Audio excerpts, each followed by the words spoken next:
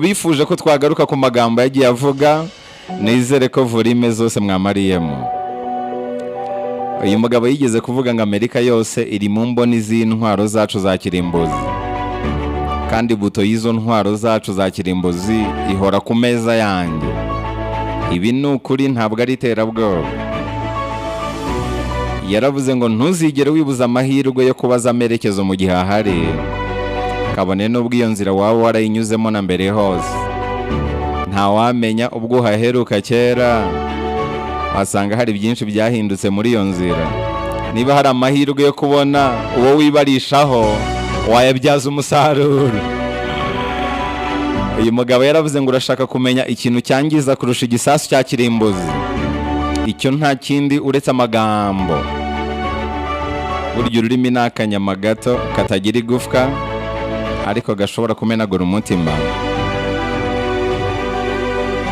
Yaravuze ngo umuryango w'abanyamagambo menshi ntiwabubonamo isosi iryoshye. Umuryango ubamo abanyamagambo benshi ngo ugira isosi ibishye kubi. Banze bahugira mu kuvuga, ntibibuke kuyishyiramo ibirungo kugira ngo biryoshye. Uyu mugabo yaravuze ngo ndamutse ngabye igitero kuri Amerika, naba mbatumiye kuza kwihorera, bigatuma barangiza ubutegetsi bwanjye. Icyo gihe naba nsenya imbaraga zose twubatse tunyuze mu ngorane zikomeye twahuye nazo, kugira ngo njye n'ubutegetsi bwanjye bubashe kororoka ndetse bubashe kurokoka. Kubera iki ibyo byose nabyirengagiza, narangiza nkishyira muri ako kaga? Nizerera mu kurimbura, ariko sinizerera mu kwiyahura.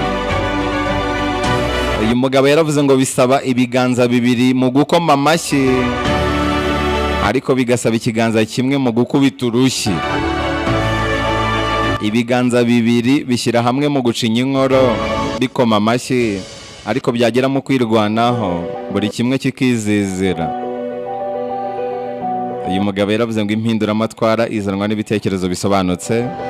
Aranavuga ngo imbaraga za gisirikare zerekana imbaraga z'igihugu.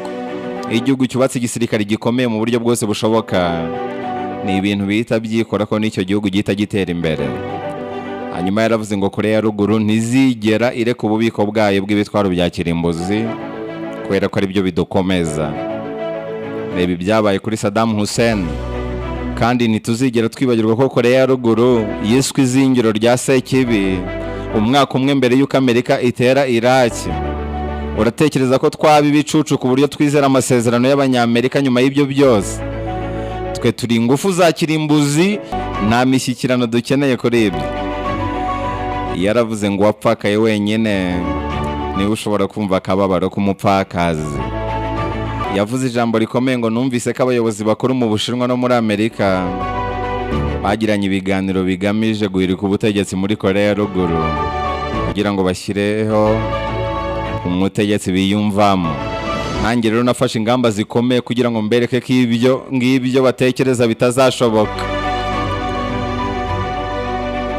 Umugabo wari muri guverinoma yacu wari ubanye neza n'Abashinwa, ari nawe washoboraga kwifashishwa mu gutegura iryo hirikwa ry'ubutegetsi, uwo yari marume. Undi bateguraga ngo nsimbure nawe yari umuvandimwe wanjye. Ibyo byose nabiburijemo ndabisesa. Abo bombi byababayeho murabizi, muzabaza amateka. Hari n'abayobozi bo mu nzego zo hejuru barenga 100 babigendeyemo. Uyu mugabo yaravuze ngo iteka ryose habaho inzira yo gusohoka, icyo usabwa no kuyishakisha ubudacogora. Buri kimwe cyose wanyuramo burya haba hari inzira yo kugisohokamo. Biragusaba gukanura cyane kugira ngo ubone uwo muryango wakigusohoramo. Kim Jong-un yaravuze ngo ikibazo cy'ibanze dufite mu gihugu cyonyine ni ukubaho. Ubutegetsi bwanjye buragiramiwe kuruta mbere hose. Umutegetsi mukuru sogokuru wanjye yategekaga ashyigikiwe n'ibindi bihugu by'ibihangange ku isi y'icyo gihe, Leta Zunze Ubumwe z'Abasoviyete ndetse n'Ubushinwa. Ariko uyu munsi Leta Zunze Ubumwe z'Abasoviyete zabaye amateka, kandi Ubushinwa bwarushijeho kwihuza na gahunda y'Iburengerazuba. Ndetse Amerika irashaka guhindura ubutegetsi mu gihugu cyanjye. Gusa ibyo byose ntacyo bivuze ko twarokowe n'uburyo twiyubakiye ubwirinzi mu buryo bw'ibitwaro bya kirimbuzi. Kim Jong-un yaravuze ngo inyoni zumva amagambo avugwa ku manywa n'imbeba zikumva amagambo avugwa nijoro. Icyiza nuko mfite toni z'injangwe zizarya izo mbeba. Aranavuga ngo inyandiko za kera z'Abanyakoreya zerekana ko guhangana hagati y'abantu nta kindi bitera uretse intambara.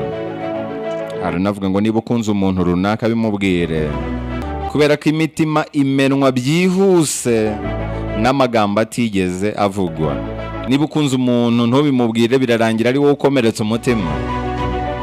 Umutima ukomeretswa byoroshye n'amagambo atavuzwe kurusha uko wakomeretswa n'igisubizo uhawe nubwo cyaba ari oya. Mu magambo yose Kim Jong-un yavuze, reka nyasoreze kuri iri. Uyu mugabo yaravuze ngo iyo ingorane zirangiye habaho umunezero. Ari rero namwe magambo y'ingenzi